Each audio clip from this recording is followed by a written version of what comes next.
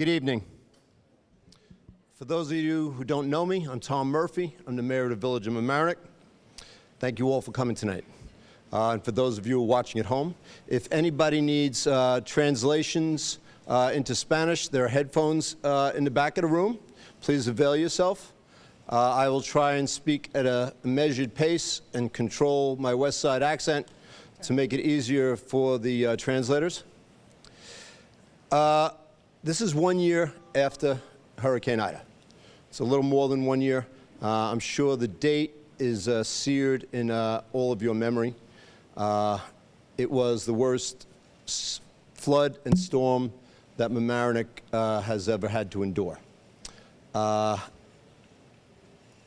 We have come out of it as well as we have ever come out of any tragedy, and it was a tragedy. We were extremely lucky that there wasn't massive loss of life. There was massive property damage, we all know that. But we came out of it because we looked out for each other, we cared for each other, and we pulled together. And I just want to tell you where we are now, where we're headed, and what plans there are in the future. Because September 1st, there was nothing in the hopper. There was, the Army Corps plan had been killed. That is now revived. There were, not as big a buy-in as we have now, and we are lucky to have the state representatives and the county representatives that we have, and they've all pulled together, and there's a lot of hope on the horizon. And we've traveled a bit on this road, and there's a lot more to travel, but we've made real progress. And I just want to talk about some of that before I turn it over to the professionals. The village and the community have recovered to approximately 80% pre-Ida level in terms of the following. Approximately 200 home structures, approximately 24 homes and structures are still in need of repair and rehabilitation. Our village properties, the Community Counseling Center, is complete and back in action, and that was, had a lot of damage. Village of Mamaric Fire Department Volunteers Firehouse right here in Mamaric Avenue is still unoccupied, but it'll be open by mid-October. And I know that the men and women of volunteers are very anxious to get back to their home. And there's been a lot of changes and improvements to that firehouse to make it more flood resilient. The village is still waiting for several trucks destroyed in the flood. 5 police vehicles have been replaced that were destroyed in the flood. 4 DPW trucks are still on back order. Those were all losses that we suffered through the flood. Recently, we had a 2-day on-site FEMA visit to assess recovery in our community. They are extremely pleased with our progress. The Army Corps of Engineers is planning to attend an October 22nd Board of Trustees meeting to update the community and the board. That's been changed to October 11th. What's still October? I said October, so we were in the right church, wrong pew. Right. Okay. October 11th, 2022. Now, since last year, we have expanded our emergency operations team to 18 staff members. They receive monthly emergency management training. The village is developing a community emergency response team with the help of Westchester County Office of Emergency Management. The Board of Trustees has approved over $1 million in additional emergency response equipment. Water pumps, portable cots, chainsaws, generators, 23 sets of waders, 4 rescue boats, 2 rescue boat trailers, a 100-ton crane, the Fire Department 2500 series pickup truck, and a Police Department 1500 series pickup truck. The Board of Trustees has approved $1.6 million in supplemental dredging. State and county permits are secured. We hired a coastal resource specialist to complete the Army Corps of Engineer permitting process that includes a 10-year dredging permit on all 3 rivers, brooks in the villages, 6 to 8 week timeline on the Army Corps of Engineer permit process. And Jerry will talk more about that later, but in the future going forward, there'll be a 10-year permit, so we'll be able to do this every year without having to go through this process again. The village is in discussions to install river gauges in Mamaric, Sheldrick Rivers, and the Beaver Brook Swamp. What are the next steps? We're developing a village-wide comprehensive emergency evacuation plan. We're adding audible warning device. We are preparing a flood preparedness video that's going to be on YouTube, and the address will be on the village website. We're creating short and long-term housing plans for displaced residents. We're purchasing trailers, so if people need emergency shelter, they'll have a better place to stay than into the high school. Developing an integrated tri-municipal volunteer non-first responder mutual aid process. That's the folks that helped out so much, the STEM, the Hunger Task Force, CRC, all of those folks are going to be trained as emergency responders. Not running into the flood, but how to help people recover. The Washingtonville Housing Alliance also. Quarterly reports. We're going to be giving quarterly reports on the progress of the Army Corps of Engineers project. Standby contract for 8-foot by 30-foot temporary housing trailers. New Village Hall Evacuation Center for up to 60 evacuees. We have made provisions for you to ask questions starting tomorrow, September 15th, 2022. Please go to our website, www.village.mamaric.newyork.us for more information. There are handouts in the back. Now, before I turn it over to Jerry, I just want to make a couple of brief comments. I want to recognize some of the elected officials that are in the audience. From the school board, we have Adrienne Smith. We have Lisa Urban from Senator Otis's office. We have Deputy Mayor Lou Young. We have Trustee Nora Lucas. We have Trustee Dan Natchez. We have Marianne Joyce from Senator Shelley Mayer's office. And we have our county legislator, Catherine Parker, who's been extremely helpful in this past year, attending here tonight. And I know that Shelley and Steve are at another meeting, and they said they will be here later on this evening. And we are blessed with the help we have received from our elected officials in higher office. They all came a couple of days after the flood and assessed the damage, and they all, from Senator Schumer down to Catherine Parker and everybody in between, they all pledged that they were going to work and support our community, and I'm here to tell you that they were all as good as their word. And if they weren't, I would tell you that too, because that's my responsibility. But I want to talk about one other group of people without whom we would never have recovered the way we recovered, and we would never be on the road to having a more strong and resilient community than we are now. And that is our civil servants, our DPW workers, our police officers, our volunteer firefighters, our parks department, everyone who works in administrative capacity in this community. They all went above and beyond the call of duty. I sat for 10 days in the Emergency Management Center, and I watched them improvise, I watched them cajole, I watched them inspire each other, and I watched them help everyone who came through that door any way that they could. And some of it was conventional, and some of it was outside the box, and I could not have been more proud of any group of civil servants. People who work for government a lot of times get a bad rap, and I'm here to tell you that it is undeserved. They went way above and beyond the call of duty, and I think we all owe them a deep set of gratitude, and it would not have happened without the leader that they had and have. And that leader is the village manager, Jerry Barbario. And he was the quarterback throughout all of this. I was, if anything, I was the cheerleader, and I was happy to be that. But I'm going to give you Jerry, and I think we all owe a round of applause to everybody who works for this community and everything they did for us.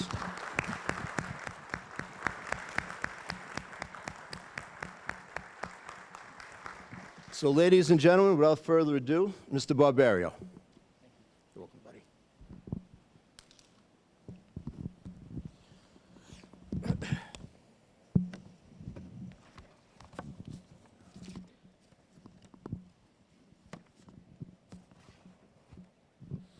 Good evening, everyone.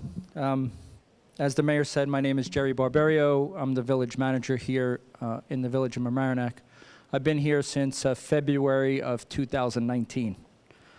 And boy, have we had some time since then, huh?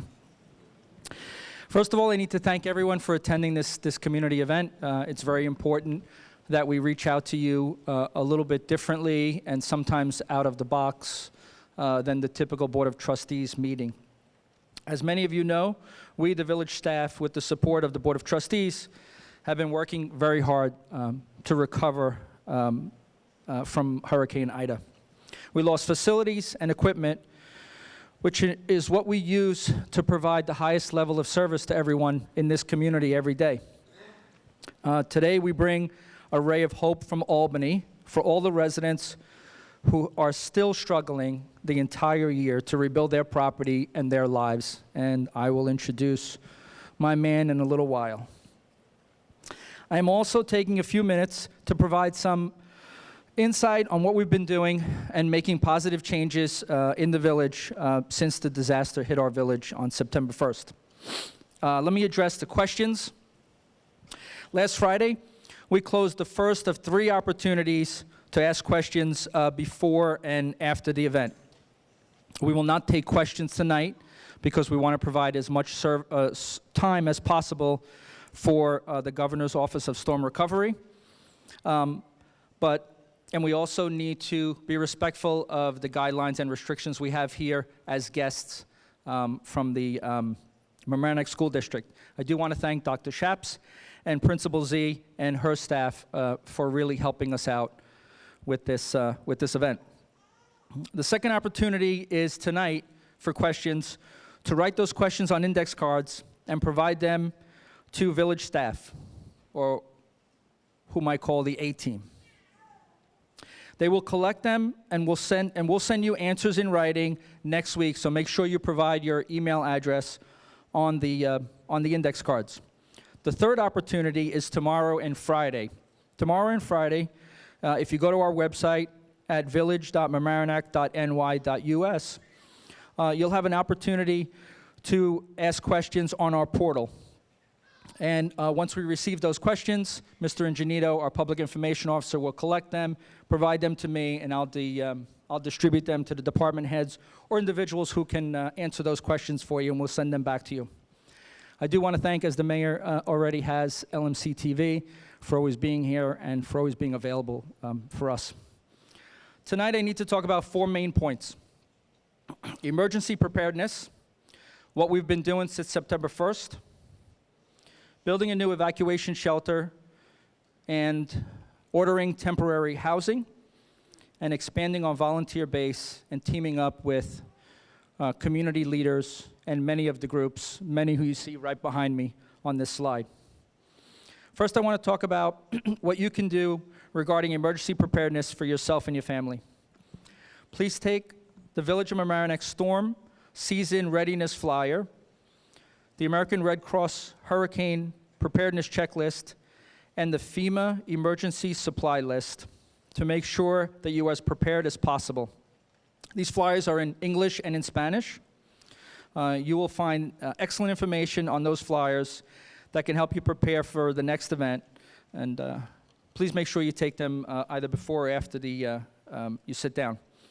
If you need help, or if you want us to try to obtain anything on those checklists that you may have trouble getting, financially or otherwise, please ask that question on the index card tonight with your email address so that I can get back to you directly, okay? Nothing should prevent us from making sure we're ready for the next disaster.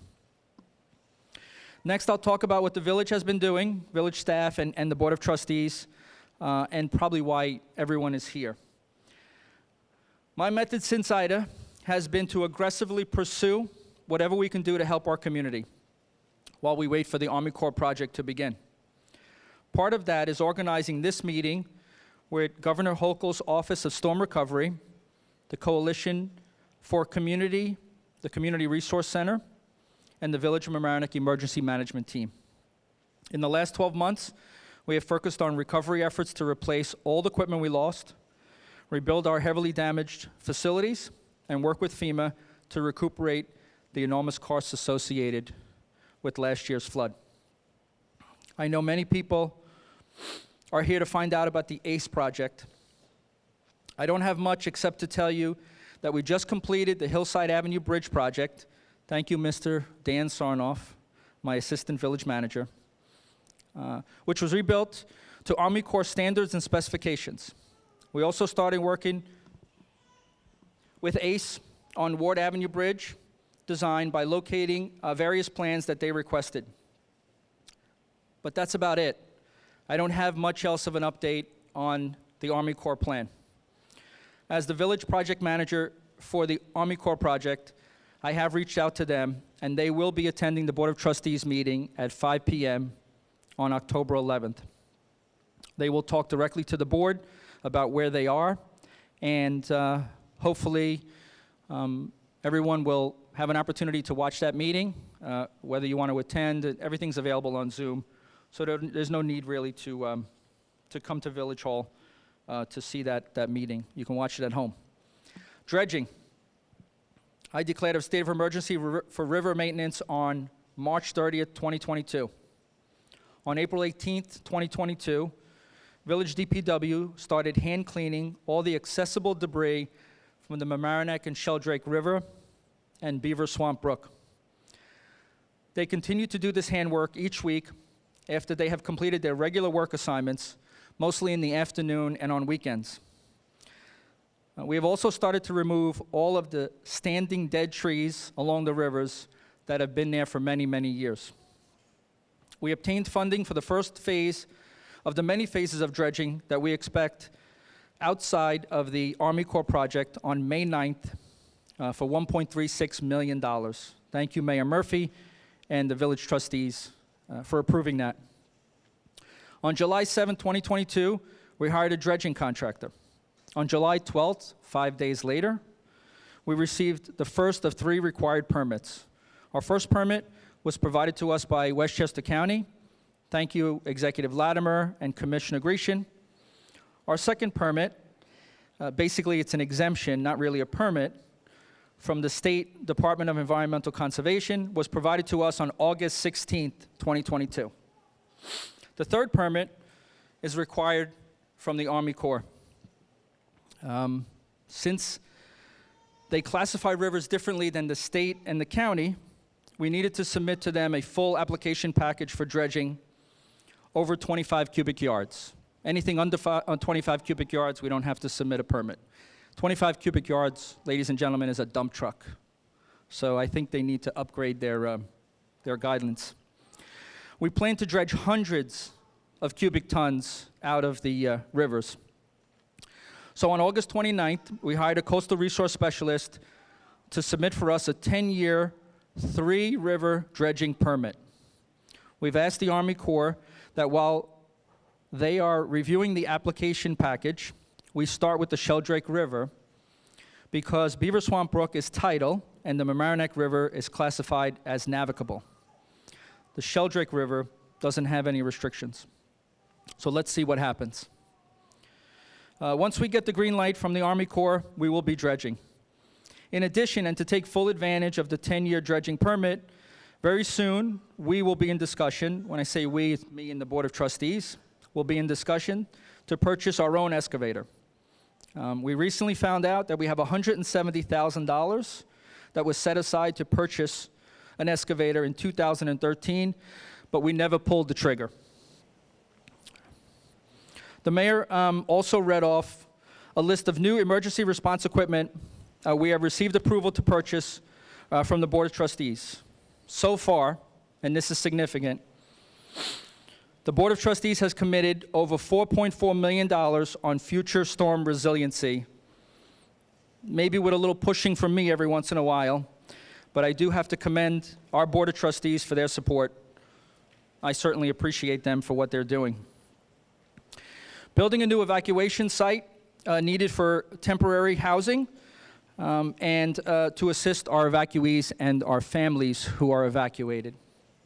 Since December 2021, we have been dealing with structural and water intrusion issues at 169 Mount Pleasant, which is our village municipal building. That's where the police and the court are housed. On February 14, 2022, the BOT approved $2.4 million for the remediation and repair of some very long-term deferred maintenance issues. While working with an architect to help redesign some areas of the building, we realize now that that building is the absolute best location for us to add an evacuation site for the residents of this community who live in flood-prone areas. The plan we are currently discussing is to build a new village hall around the existing building, move all village offices and functions into those new additions, and redesign and rebuild the existing building with large community spaces. We will install showers, a large kitchen facility to accommodate up to 60 evacuees during a disaster. The benefit of this plan is as follows. The site is high and dry, and everyone knows that. We will have police already there because that's where the police station is. We will have our staff office space for any overflow needed, for such as family rooms. And I can tell you from my experience when I worked in South Jersey and Atlantic County, we took over schools and converted classrooms when we had to evacuate Atlantic City, and we made them family rooms, and where parents and kids could stay together instead of in a large room such as this. They had the privacy they needed. The building will run on solar power and generators, so we won't have an issue there. And our emergency operations center is directly across the street at the Palmer Avenue Firehouse, and FEMA can and will be stationed at the Mamaric Library, thereby keeping everything in what we will soon call the new Civic Center of Mamaric. In addition, we have been pursuing a renewable contract with a national mobile trailer company to provide 15 to 30 long-term rentals of 8x30 and 8x40 trailers with bathrooms. The turnaround time for these temporary shelters is approximately 3 days. It's a nationwide company, mostly stationed in northern New Jersey. And of course, when we bring those trailers into the community, we have Harbor Island Park to be able to accommodate them. The last piece of tonight's meeting, for me anyway, is to provide a basic plan to team up with the Coalition for Community and the Mamaric Coalition for Affordable Housing. All the team agencies and organizations, as I said, are listed behind me. To augment our village emergency operations team, which, as the mayor said, includes 18 employees and 2 elected officials, we are developing a special volunteer team. Through the Westchester County Office of Emergency Services, we are preparing to send the first class of approximately 15 to 20 volunteers to their spring training to develop what we call the Village of Mamaric CERT team. CERT stands for Community Emergency Response Team.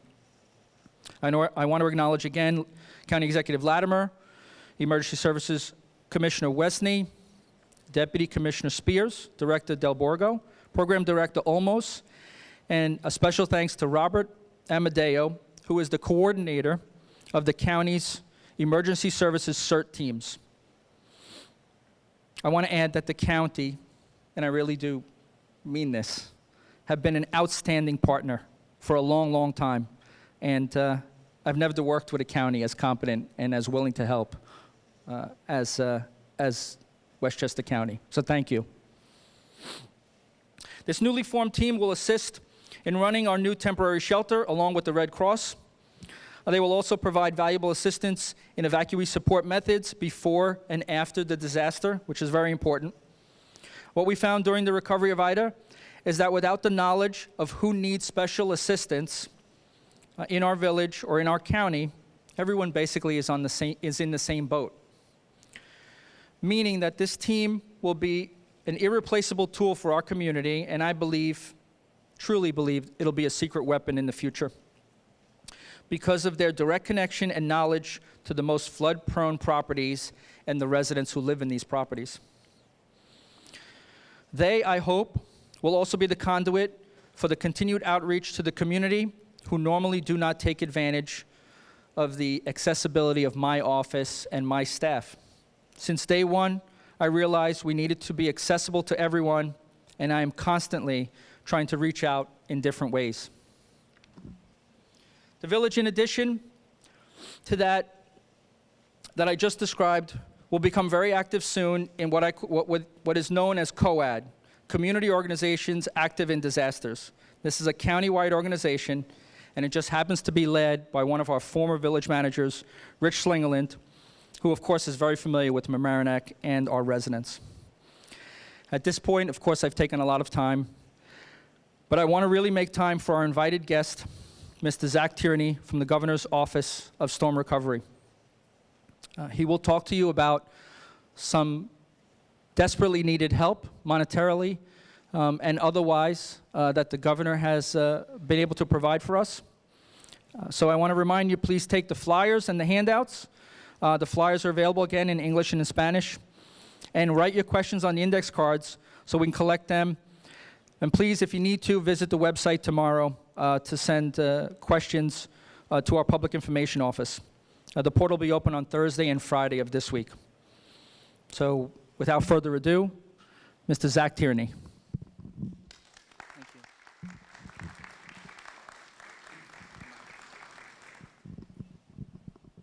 Okay. Good evening, everybody. Thank you so much for welcoming me to Mamaric. Thank you, Mayor Murphy. Thank you, Jerry. It's really great to be here with all of you to talk about Governor Hochul's Hurricane Ida Action Plan. This is $41 million of community development block grant disaster recovery funding. So what is that? That is funds that have been appropriated by Congress, given to the state. The state is making determinations now and putting forward a plan to the U.S. Department of Housing and Urban Development about how we will spend these funds, where we will spend them, and who will be eligible to receive those funds. So what I'm going to do tonight is just kind of walk through some of our rules of the road, what the federal government says the state can and can't do with these funds that's most relevant to you all, and then walk through our proposed program design. We are currently in a public comment period now. Which gives the opportunity for residents and those impacted to make a comment on the plan that we are proposing before we ultimately submit it to the federal government for review and approval. So again, this is just an overview of what the state is proposing, subject to your comments, subject to federal approval. And then once we have that federal approval, we will be back here to talk more in depth about the programs and get folks signed up for them. So we could go to the next slide.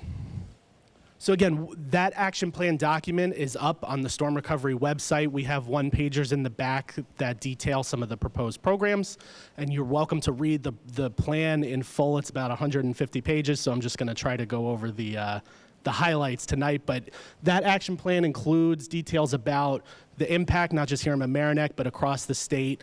It includes what we have identified from review of data about the unmet needs after the disaster, and it includes our proposed programs and how much money we intend to invest in this community and others across the state.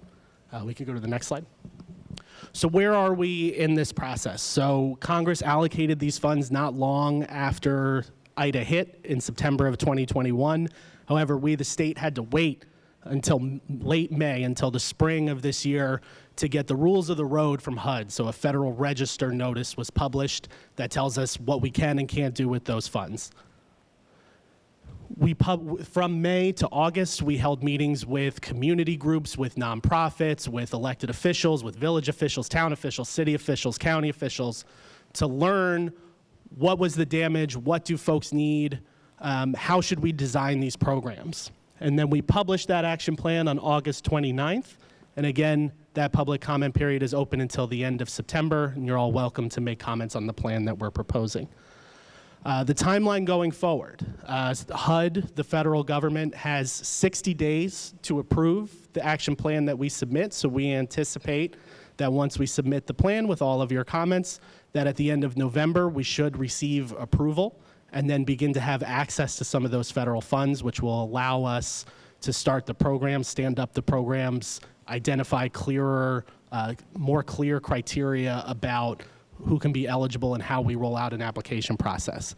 So what does that mean for you? That means we will be back here between November and the spring to talk about those details. And we anticipate at this point opening up applications for these programs in the spring of next year. Next slide. So I'm just going to talk very briefly about some of the federal requirements that we as the state have for the $41 million.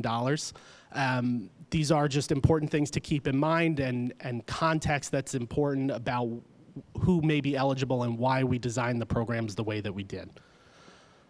The federal government requires us to spend 80% of this grant in areas that they have determined to be the most impacted and distressed. I think you would generally agree with their assessment that Westchester County and areas like Mamaric were the most impacted and distressed. So we are going to be spending 80% of this $41 million within Westchester County. I'm not sure this is particularly relevant for other folks, but other 20% will be going to the other counties outside of New York City. New York City has their own grant. We can go to the next slide. Another important requirement, 70% of this grant, as dictated by the federal government, must be spent to benefit low to moderate income individuals. So that means that either if you are an individual applicant to this program, we will be prioritizing folks that have low to moderate income as identified up there for depending on your household size. Or if we are talking about infrastructure projects, they must benefit an area where 50% or more of the folks living in that area are low to moderate income. Next slide. So, the important stuff, the program design. Our flagship program that we are looking to roll out next spring is our Renters Resilient Housing Incentive. This is $18.7 million that we have set aside that we plan to give directly to tenants to either, if you have been relocated because your unit was damaged by the storm and you have seen increased housing costs, you've seen increased cost of living, you've seen other expenses that were required for moving, we will reimburse you on for costs that you have incurred that will be calculated on a monthly basis, and we will cut you a check. For those that have already relocated, up to 18 months of relocation assistance. Again, we will be back at some point between November and the spring of next year to talk in more detail about how we will calculate those awards and how we will disperse those funds to folks, but this is what we are contemplating at this time. For those that may still be in substandard units or units that were damaged or are just seeking to move to somewhere safer than the apartment that they are in right now, we're providing up to 12 months of a relocation incentive and rental assistance. Those awards are capped at $100,000 total. Again, we will be back with more details about how we will calculate the awards and who is eligible for what. But we are setting aside $18.7 million that we anticipate will help about 450 tenants across the county. I think a large percentage of those are located right here in Mamaric. One set aside of this program that we have, we know that relocating may not always be the most efficient use of these funds or the most desired use of these funds, that there are landlords that work well with their tenants and tenants that are interested in staying in their units if they are low to moderate income. We will have a set aside of funds for some case-by-case exceptions where we will make improvements to the rental units, working with the landlord so that tenants can stay in the unit that they're interested in staying in. Next slide. Our second program, the IDA Housing Recovery and Reimbursement Program. This is targeted towards homeowners.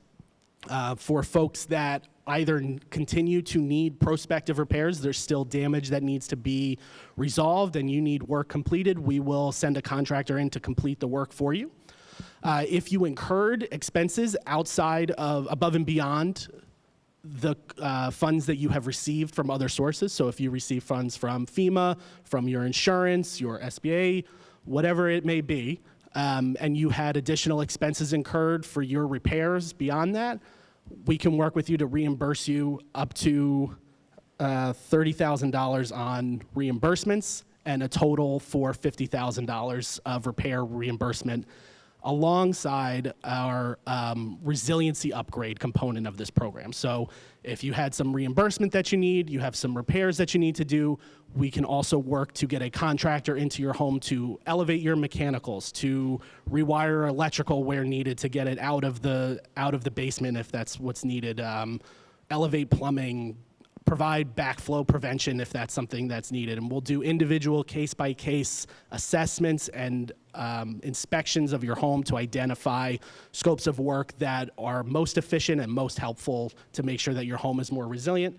Again, these are relatively modest investments, but can be really beneficial to folks. I know that, you know, if your boiler got flooded out, you don't want to see that happen again. We can elevate that up out of the basement. Again, those are, all of these programs we are prioritizing low to moderate income individuals, but that doesn't necessarily mean if you don't meet the income requirements that you won't be eligible. We are just, per the federal guidance, prioritizing those applications, and then we will be reviewing case by case those that are not low to moderate income individuals to determine how many folks we can serve and stay within that cap that the federal government has provided us. One other point just generally about eligibility for our homeowner and tenant programs. In terms of citizenship or immigration status, what we anticipate is that as long as there is one resident in the household that has residency, legal residency, that the household should be eligible for these funds.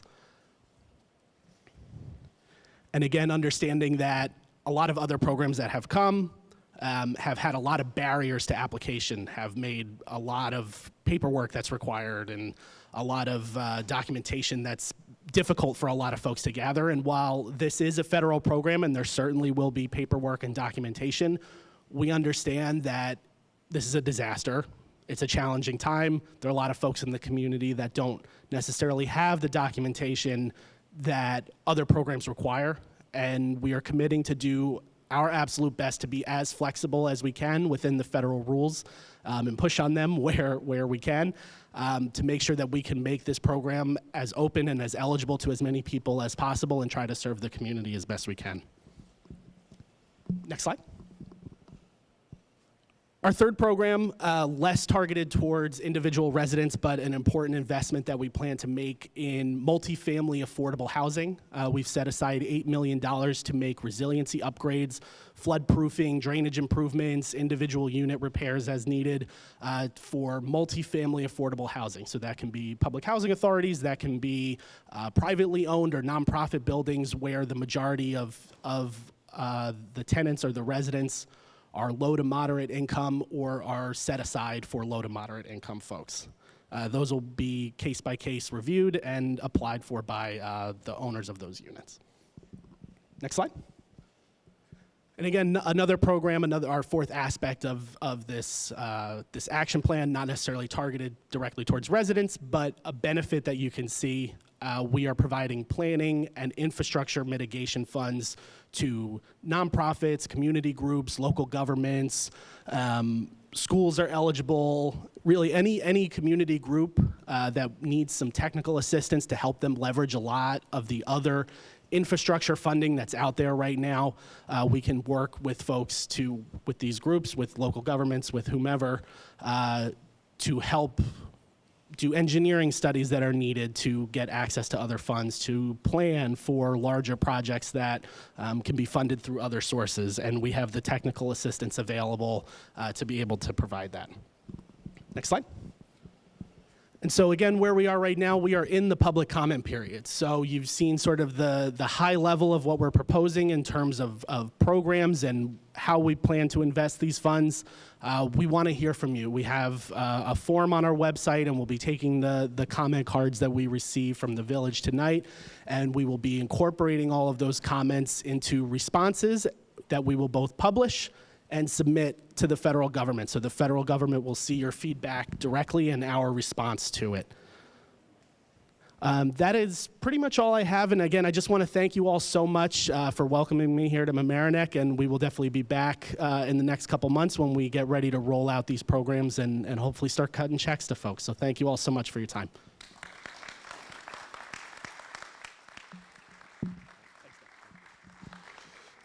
I always like a man that comes offering checks.